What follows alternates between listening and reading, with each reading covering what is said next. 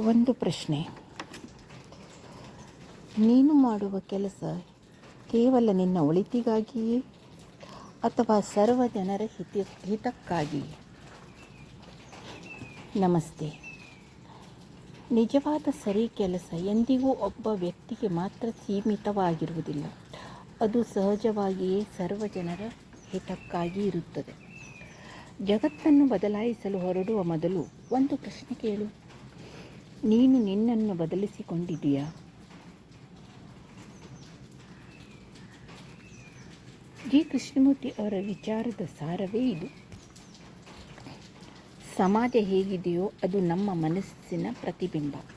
ನಮ್ಮೊಳಗೆ ಭಯವಿದ್ದರೆ ಸಮಾಜದಲ್ಲೂ ಭಯವಿರುತ್ತದೆ. ನಮ್ಮೊಳಗೆ ಲೋಭವಿದ್ದರೆ ಜಗತ್ತಿನಲ್ಲಿ ಶೋಷಣೆ ಇರುತ್ತದೆ. ನಮ್ಮೊಳಗೆ ಹಿಂಸೆ ಇದ್ದರೆ ಹೊರಗೂ ಯುದ್ಧಗಳು ನಡೆಯುತ್ತವೆ. ಆದ್ದರಿಂದ ಸಮಸ್ಯೆ ಜಗತ್ತಿನಲ್ಲಿ ಇಲ್ಲ, ಸಮಸ್ಯೆ ನಮ್ಮ ಅರಿವಿನ ಕೊರತೆಯಲ್ಲಿದೆ. ನಿನ್ನನ್ನು ನೀನು ಆಳವಾಗಿ ಗಮನಿಸಲು ಪ್ರಾರಂಭಿಸಿದ ಕ್ಷಣದಿಂದಲೇ ನಿಜವಾದ ಬದಲಾವಣೆಯು ಆರಂಭವಾಗುತ್ತದೆ. ಜಾಗೃತ ಮನಸ್ಸೇ ಹೊಸ ಜಗತ್ತಿನ ಆರಂಭ. ಜಗತ್ತನ್ನು ಬದಲಾಯಿಸುವ ಪ್ರಯತ್ನಕ್ಕಿಂತ ನಿನ್ನನ್ನು ನೀನು ಸಂಪೂರ್ಣವಾಗಿ ಅರ್ಥ ಮಾಡಿಕೊಳ್ಳುವುದೇ ದೊಡ್ಡ ಕ್ರಾಂತಿ. ಪ್ರಣಾಮ.